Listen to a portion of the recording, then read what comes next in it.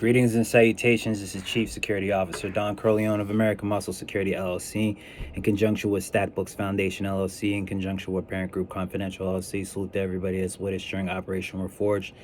It's Operation Meshach and Abednego, and I am your hostess, Donnie the Guard, badge number 11516464472, bodyguard, whistleblower, watchdog, search party coordinator, means special police. I did say police. So welcome to the show. This is not Think Like a Cop. This is Donnie Talks. And it's 2:08 p.m. Sunday, February 1st, 2026.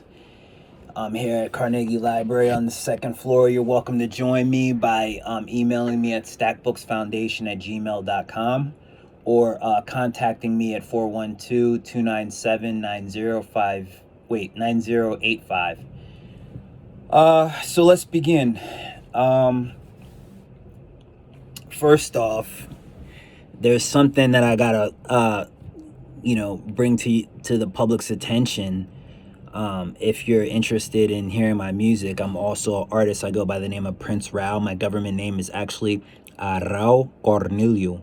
It took me a while to get the rolling of the tongue because my family, they speak a Portuguese, because most of my family, they're from Lisbon, Portugal, and, other places in the world. Okay, now, I was born in America. I was born in Pittsburgh, Shadyside, PA, March 30th, 1980.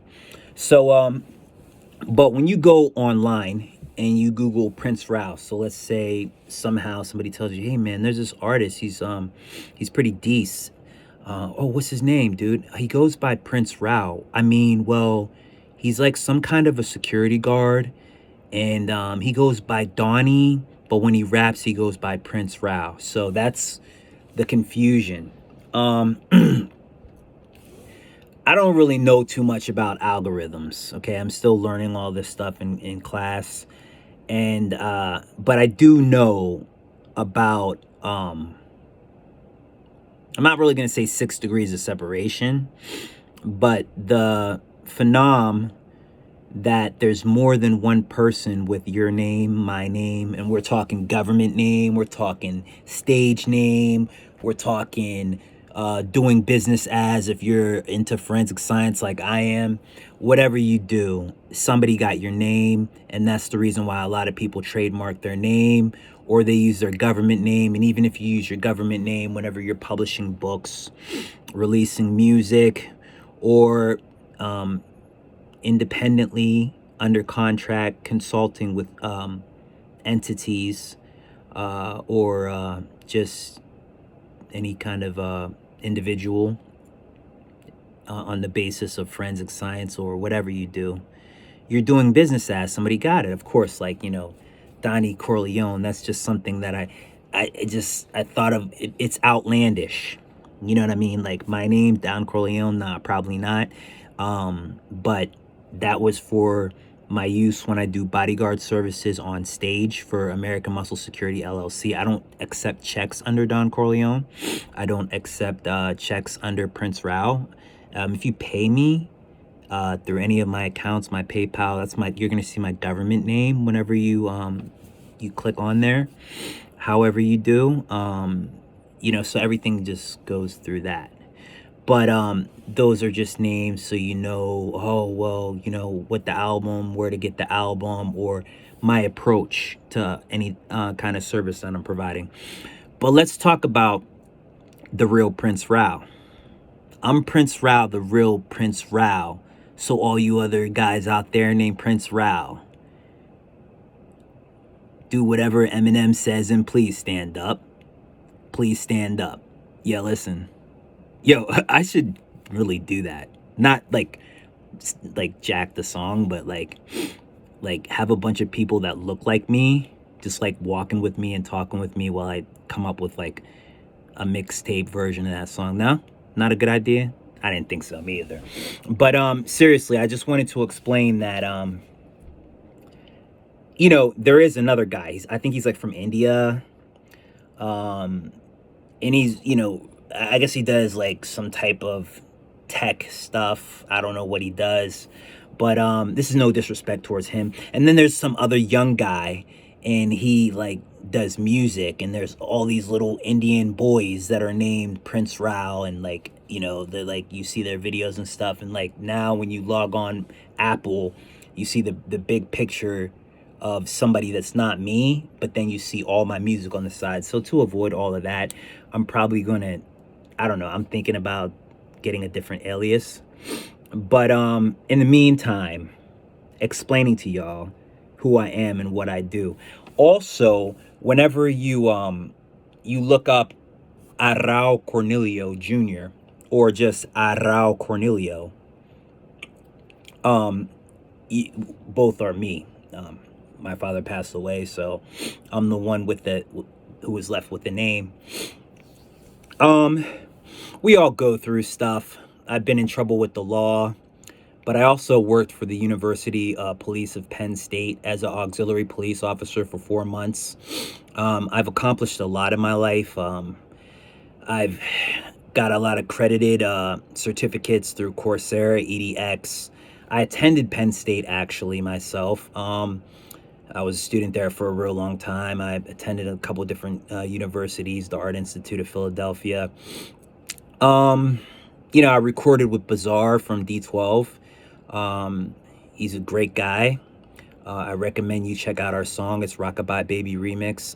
Also check out all his music. I recorded with Paula Perry, and you know, great artist, great individual. Both of these people, I have high regards for them. I hold them in high regards. They're I hope to do business with them for a long time. But for now, it's just, we just got a song out, just 2 different songs. But you know, there's quite a few things that I've done in my life. And when I feel like, in fact, I'm going to show you on my phone, it's kind of gypped, you know, and I know I'm not alone.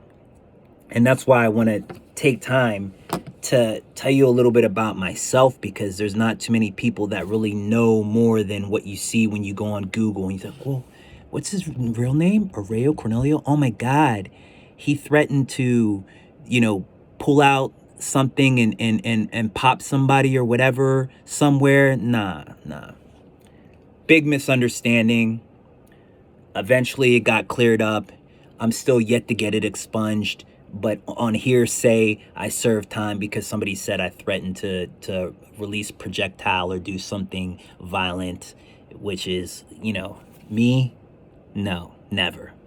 But, you know, unfortunately, unless I sign up for a job and I put on an application for a reference that I worked for University Police of Penn State, you would never know that I was actually an auxiliary police officer.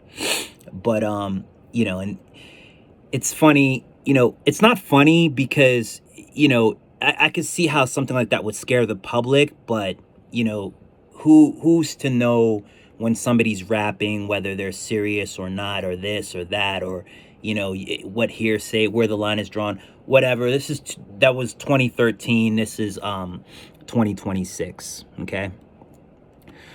But you know, it's really vague, like all the stuff that's up there. Like you have like, okay, it says there's reports that, or he claims that he's done a song with Bizarre. I actually did a song. Like, you can't put somebody's song on Apple Music and not have their permission. Okay, so my song with Bizarre is on Apple Music. My song that's mixed with DJ Lazy K is on Apple Music, 88, in her studio in Hollywood. And you know, there's videos. I have a video. It's called a song called Hollywood. It's funny how, unless you search, this is basically what algorithms do, to my knowledge. Unless you search the song Hollywood, like, because it's not really the best song. It's actually, you know, not one of my better songs, but it's kind of catchy, and it just, I wrote the song because I felt like it. It was just like one of those, yeah, okay. So, but unless you like the song, or there's tons of people liking the song and it goes viral, then I'm not going to be remembered for anything Hollywood, because everything that's in the news about Hollywood are mega stars, people that went viral, people that are millionaires, people that have won Oscars, Emmy Awards, good, bad, or ugly. These are people that have made an impact on everybody's life all around the world. Not just somebody that's been there once, recorded a song in a studio, and that's it. So basically, you're gonna be scrolling, and it's not gonna say much. It's gonna say there's reports he claims that he's did a song with Bizarre. Unless we were on a commercial promoting it together, you're not gonna really hear much about it. It's gonna be like, how do we know? How do you know? I would be sued if it wasn't like permitted by him. ASCAP. You could search ASCAP. But anyhow, let's just go online on my other phone and see what the internet says about Aarao Cornelio Jr., Aarao Cornelio, and Prince Rao, and you're gonna see the humor in this. Another thing is marketing teams. Most celebrities, or people that desire to be celebrities or in the public spotlight, they have a marketing team, because everybody has been in trouble with the law. Everybody. You can't say that you haven't, and if you haven't, then the best is yet to come, because you got a long life ahead of you, and you never know when that might happen. People aren't proud of it, but we move on. Life goes on. So so I'm here, okay? AI mode, okay? I just clicked on my name, Aarao Cornelio, because I look it up pretty often. Current activities and identities, and it changes from time to time. Okay, so not my identity, the algorithm. Okay, so Aarao Cornelio Jr. is an individual primarily known for his presence in Pittsburgh and State College areas of Pennsylvania, often identified through his social media persona and past legal incidents. Now, this is pretty nice. That's fair. It's not too bad. It's not too good. It is, it's basically pretty close to the truth. Musician. He performs as a recording artist under the name Prince Rao. That's true. His music is featured on platforms like iHeartRadio and Spotify, and he has claimed collaborations with artists such as Bizarre from D12. Now, I get it. I do. Not everybody's sharp. The sharpest pencil in the box, okay? To put two and two together. He maintains an active presence on Instagram under the handle Anger Management TV, frequently posting content related to music showcases and legal updates. This is actually a fair one, but, you go on there sometimes and it looks pretty crummy. I'm like, wow, man, like, outside of the whole State College event, the hearsay thing of me threatening to do injury through some, bang bang or whatever, like, me? Come on, man. Nah, dog. I'm a college student, dog. I'm like I went to school at Penn State. I would never want to hurt anybody there. It was hearsay, okay? Was I sleeping in the hub? Yeah, I fell asleep in the hub. That's where the student union is, where, like, I went to school for nearly a decade there, okay? When I was told to leave the hub, I wasn't actually enrolled in class there. I was actually on my way back from Miami. It was around State Patty's Day, and I was tired because I just got done editing a long, tedious video called Night Lights with my friend Peter Leopardi, something like that. And Will, and who else? Courtney. There's tons of people that they were all from Philadelphia, and they helped me record my first HD video. And we started filming the video, shooting the video. You see what I'm saying? Even if you say, oh my God, did he? You know what I'm saying? So somebody could hear that, oh my God, yo, we're gonna shoot this video and it's gonna be ill. Yo, when we shoot the scene of you just use that word and that could freak somebody out that's elderly or somebody that's hard of hearing or somebody that's just has anxiety problems, you know? You never know. I don't know where it came from, but I know that I got in trouble for it. Other than that, let me tell you about the video, Night Lights. I'm actually gonna show you the video and you know, and it's funny because people getting in trouble with the law in hip hop, some people wear it like a badge of honor. I mean, a lot of people that like rap music, that like hip hop, they don't really like to listen to artists that are like Vanilla Ice, like the happy, the positive. It's really people like negative music. They like gangster music, and they don't just like gangster music done by gangster musicians. They like gangster music done by actual gangsters. Now that's a little bit different, okay? So, you know, for me, I work with the public, okay?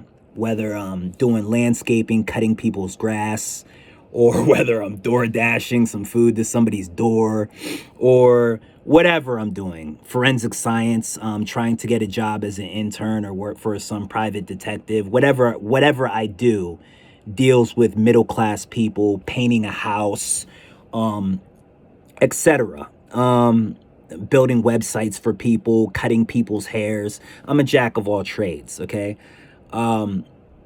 So the kind of people, middle class mom and pops, like, oh my God, I would never believe that Aarao or Donnie could do something like that. Do you think it's true? Well, I'm glad that he's changed or whatever. You know what I mean? Or I'm glad that it's all cleared up and it was a big misunderstanding. People that talk like that, okay? Not the, yo, oh my God, did you hear Prince Rao's new song? Polo Gang, Cartel.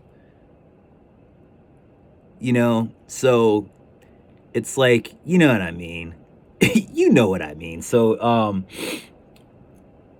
the crowds that hip hop is pretty negative these days, and it's been for a long time, and it's really, you know, rappers go to jail all the time. Rappers shoot people, they rob people, they rape people. I'm not saying this is cool, but that people are desensitized to the fact that this is really traumatic stuff that you shouldn't really be attracted to in a person, but people are attracted to the bad guy. Like DMX wrote a song, why do good girls like bad guys? Why do good girls like bad guys? Is it because bad guys tell mad lies? And why do guys like a honey with ass? Is it because you know what I mean? So, you know what I mean? Are you going to go for a guy like Mr. Rogers? Or are you going to go for a guy like John Travolta in Grease Lightning? Okay? So, I'm not John Travolta in Grease Lightning. Please stand up. All right, no, I was kidding. But, you know, this is a real Prince Rao. So, you know, tune in. We're gonna be talking about this in Donnie's talks to come. But let me show you. Let me show you the video. You know, you're up. Like we started shooting the video like around like let's say like 8 o'clock, 8 till like 10:30. We went to Beaver Stadium. We shot footage of that. We shot footage of downtown on College Ave and State College.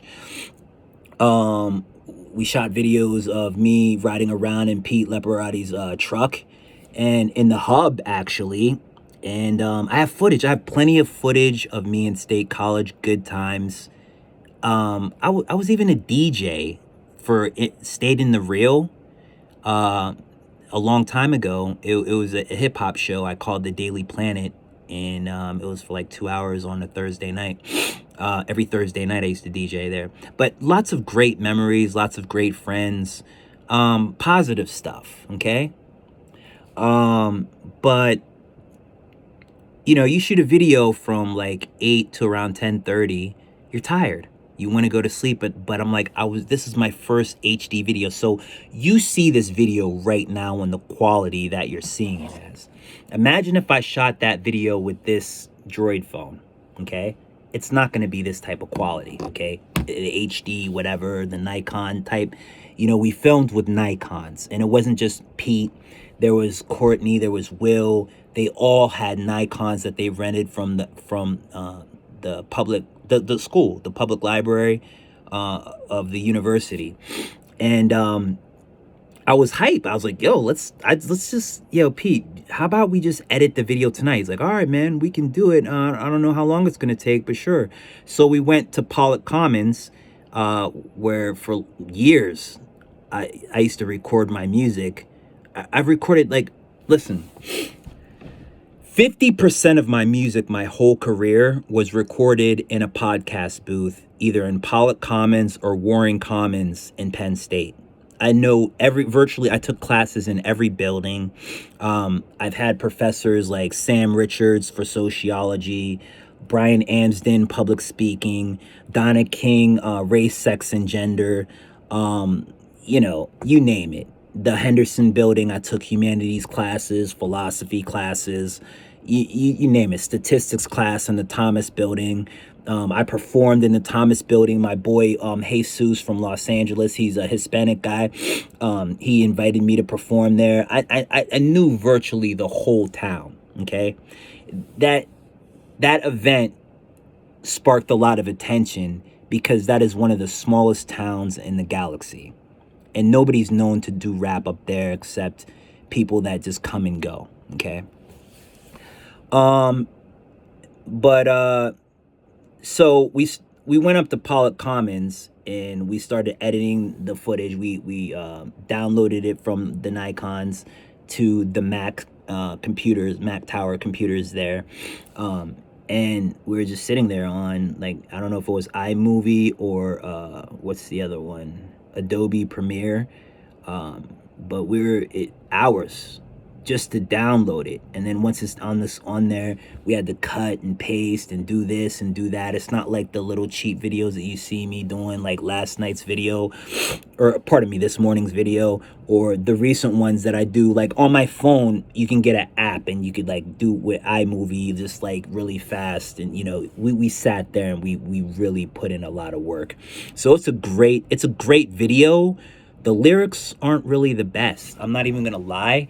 I didn't put a lot of effort into Nightlight's lyrics, but you know, I mostly freestyled it and wrote a little bit. But I was excited because of, you know, the quality of the footage, and the beat was original, I believe. It was made by a producer by the name of Kawari Beats. I didn't pay for the exclusive rights, but I paid for the non-exclusive rights, I think, to lease for, you know, some to distribute some copies and to put videos up. So I'm you know, in business with Kawari Beats. Lots of producers I'm in business with, NY Bangers, you name it. So Pete got tired. Will and them left. It was just me and Pete at Pollock Commons. Finally, he's like, I'm just going to go back to my apartment. I think I've told this story before. You might see it in one of my documentaries or a couple of them. But I feel it's a story that should be shared because it reveals the true nature of who I am. I'm a funny guy. I'm a comedian. I like to laugh. I like to make funny music. Some of it is really real, like sincere storytelling type, but I have a personality. And I'm not violent at all. You know, I like people. I'm not inverted. You know, I'm outgoing. You know what I mean? Like I'm an achiever. I'm not an underachiever. I worked at Domino's Pizza for like, I don't know how long, but delivering pizza in Washington, New Jersey. I've worked KFC for 3 years. I worked on Wall Street at a company called Global Skyline, John and Wall Street, when I was living in Hell's Kitchen, right around the corner from this old bar called The Carter that everybody knows of. You know, I'm an achiever. You know, I've been to Hot 97.